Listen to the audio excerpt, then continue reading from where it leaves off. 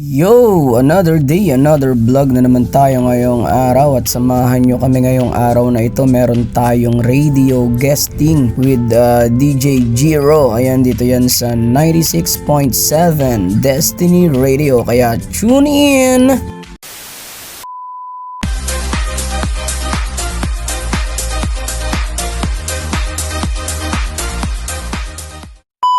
Ayun, at gusto ko muna pala kayong batiin na magandang morning at magandang buhay sa inyo mga katinapay. Ayan, samahan nyo na naman ako sa panibagong episode ng ating vlog. At ngayon, meron tayong radio guesting with DJ Jiro sa 96.7 Destiny Radio. At yan na, andito na kami ni Kuya Bodge, ang aking keyboardista. Antayin na lang natin yung iba nating mga kabanda para mag-proceed na tayo sa ating radio guesting. Ayan, first time ko nga pala na umattend sa mga ganitong moment ang radio guesting. Ayan, maraming salamat nga pala sa opportunity, Destiny Radio 96.7. At shoutout din muna kay Kuya Boyet. Ayan, isa din siyang DJ dyan sa 96.7 Destiny Radio. At yan, kung gusto nyo guys, i-follow, i-like, i-share nyo po ang post lagi ng 96.7 Destiny Radio at isama nyo na rin po si DJ Jiro Norby. Isa din po siyang content creator, kaya mag-follow na rin po kayo sa kanya. Ayan, maraming salamat at proceed na tayo ulit!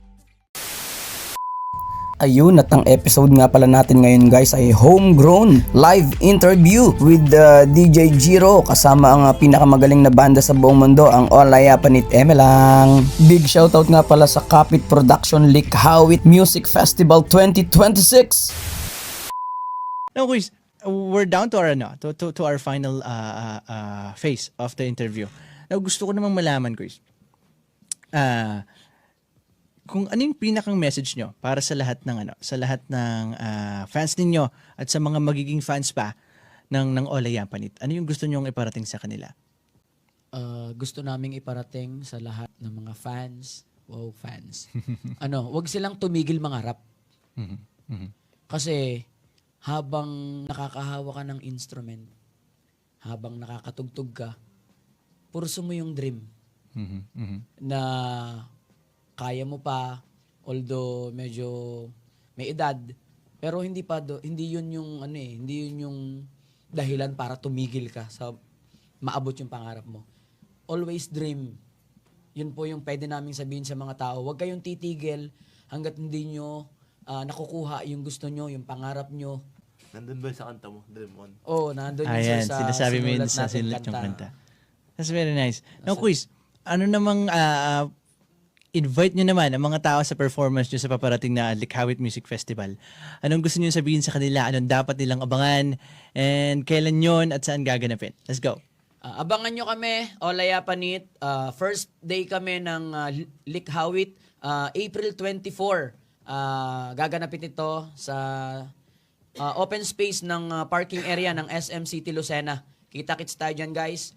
At abangan nyo, guys. All original tayo ngayon sa ating Likhawit Music Festival.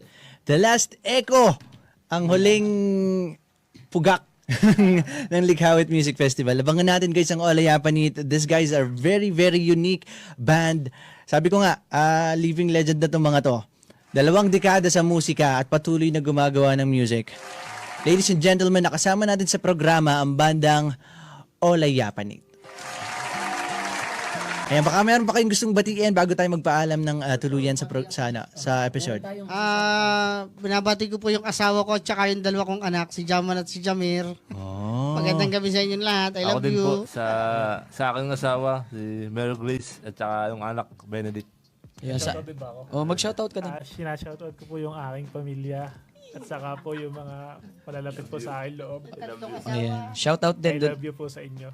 Ayan. Shoutout din dun sa aking partner na nasa Qatar, tsaka dun sa mga anak namin. Ayan, shoutout. Dun sa 2 kabanda namin na wala po dito. Kay Uyay, tsaka kay Oats. Ayan. Sama na natin si Kuya Pamo. No, tsaka kay Paring Pamo. Na nag-aalaga ng anak. Kuya Bodge, Ayan, si may Kuya. shoutout ka ba? Family. Shoutout sa pamilya ko, Montserrat family. Yo. Sa asawa ko, tsaka mga Oy. anak ko. Hello po sa pamilya ng Montserrat. Tsaka sir, magpapasalamat lang po kami. DJ Jiro It's a pleasure po. Salamat, maraming Isa salamat pong po. karangalan. Maraming Destiny Radio, thank you so Destiny much. Radio. Maraming salamat once again, Olayapanit. Tinapay TV.